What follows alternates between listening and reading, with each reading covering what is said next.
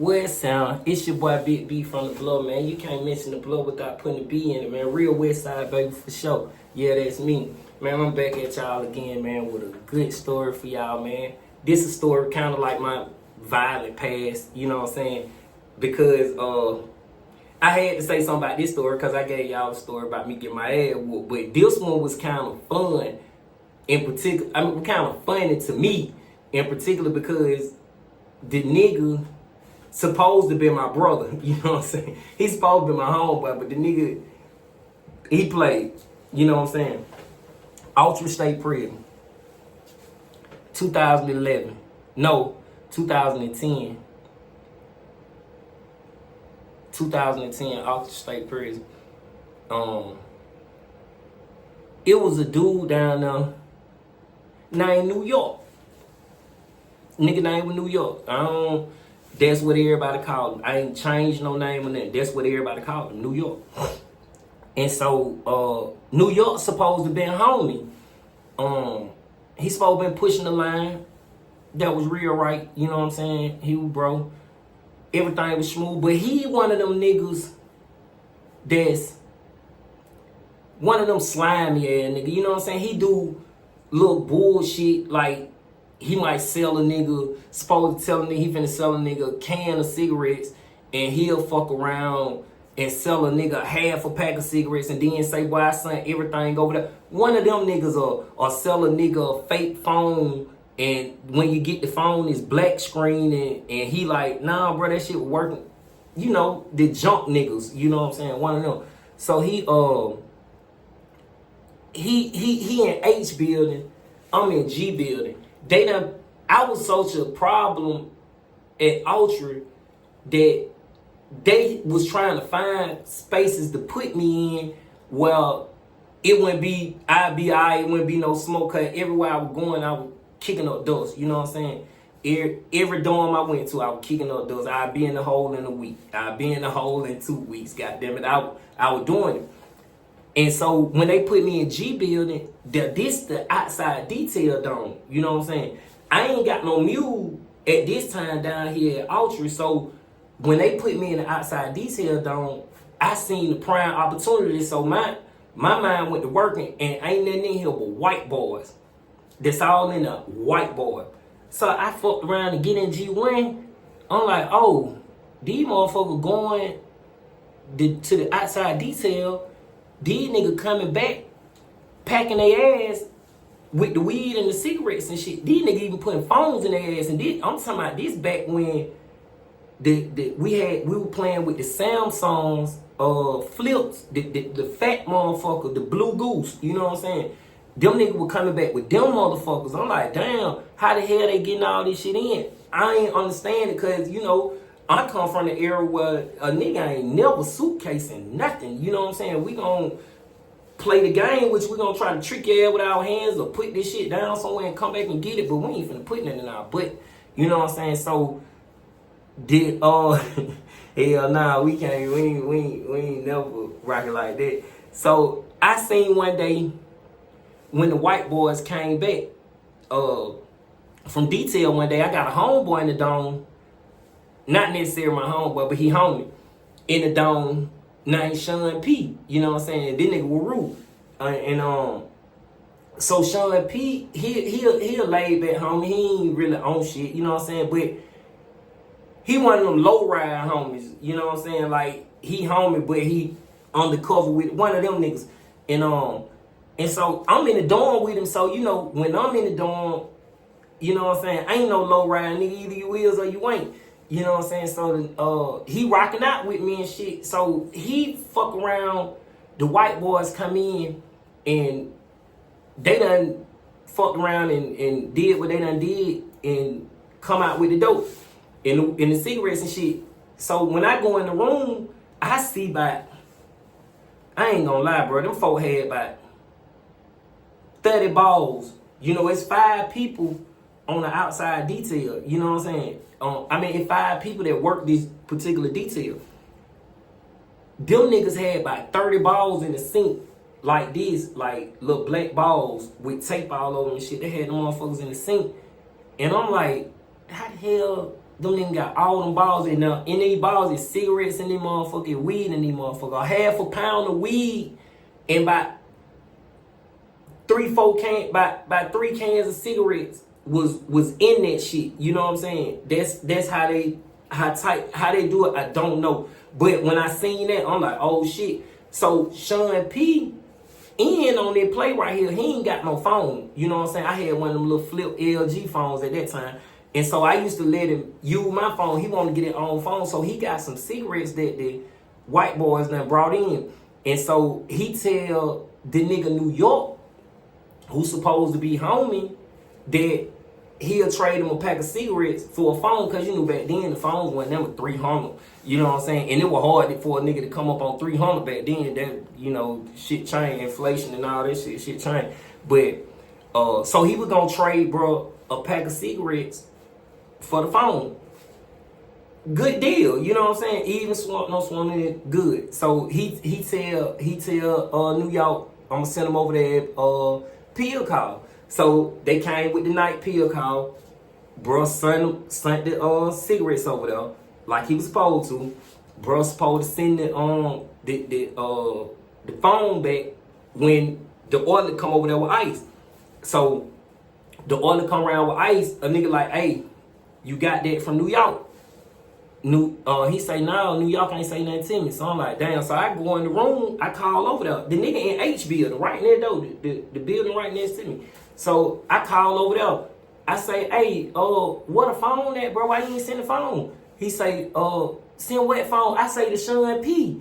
He say, oh, yeah, I got it. Now, like I told y'all, Sean P was one of them low ride homies. You know what I'm saying? Everybody rock out, but he was one on, he was homie, but the nigga just was, he ain't used to let nigga know like he was ashamed of it. You know what I'm saying? So New York was looking at him like that, like, man, this nigga ain't talking about shit, you know what I'm saying? He ain't gonna do shit anyway. That's how he was looking at him. We don't know if Sean P will do that, but he'll get busy. We ain't know this at the time.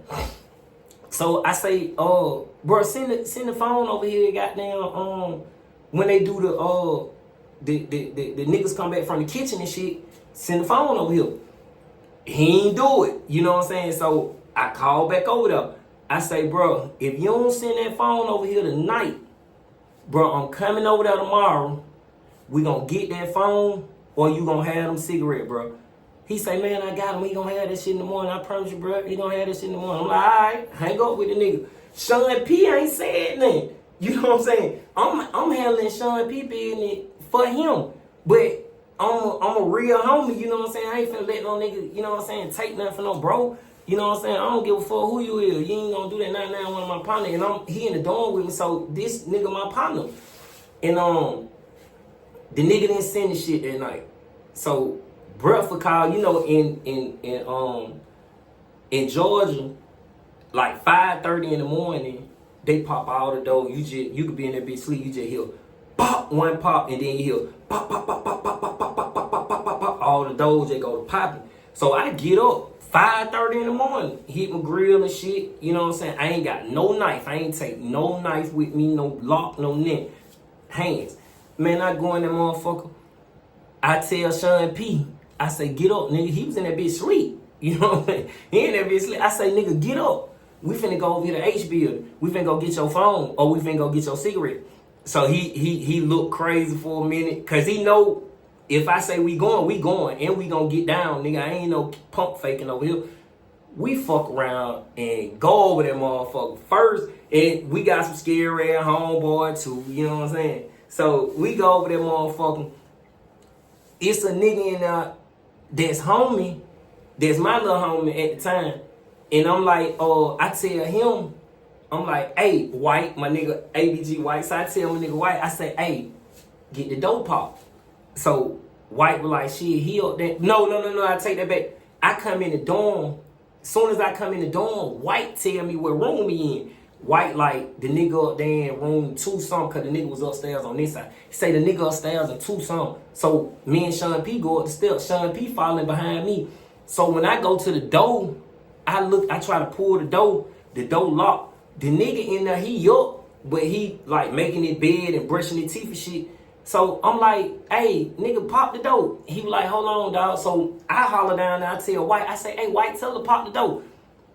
The lady popped the door, but when she popped the door, then she say, because he had the lock stuck up in the door. When you stick the lock in the door won't open. You know what I'm saying? I don't know how it worked like that, but that's how it go. He had the lock in the door. So the lady popped the door, the shit went open. It just, so I'm like, damn. I say, man, tell her to pop it again. So he like, hold on, dog, I'm coming out. The nigga New York in the room like, hold on, dog, I'm coming out. I'm like, nah, nigga, pop the door, nigga. He like, nah, I'm coming out. So the lady just so happened to pop the door. When she popped it, you know, that shit say, like that for a minute. While it was saying that, I turned around and grabbed the rail and I kicked the door. When I kicked the door, the lock fell out the door and the door popped open. Sean P standing right there though, you know what I'm saying? He ain't go in the room first. I went in the room. I walked up on New York. He stood the goddamn fucking with his bed. So Sean, I got to salute Sean P. I be on it, boy. New York started fucking with the bed. And I ain't paying attention to like what he doing, cause I'm finna doing. And the nigga keep trying to get to the pillar, but the way I keep moving, I keep pushing him away from the pillar. He keep trying to come back to the pillar. I don't see him trying to get to the pillar though, but Sean P see him. You know what I'm saying? So I tell the nigga, I say, hey, bro, I'm gonna ask you where that phone at or where them cigarettes at, bro. That nigga say, bro, I told you I got him. I say, bro, I told you last night I was coming over here. Where that phone or where them cigarettes at, bro? The nigga say, dog, you tripping, bro, you tripping. I say, this my last time asking your ass in New York now. Where that phone and where them cigarettes at? He say, man, little B, dog, I hit him. I uppercut him. Boom. So when I came up with him, I hit him again. Boom. But when I hit him from down here, I don't know how it happened, but his teeth at the bottom fucked around and went back. You know what I'm saying? They went through his tongue. It went through his tongue. However that shit, it went through his tongue and got down. They kind of like went back. It kind of knocked him off the ship. I hit him hard. I ain't even know I was hitting that hard.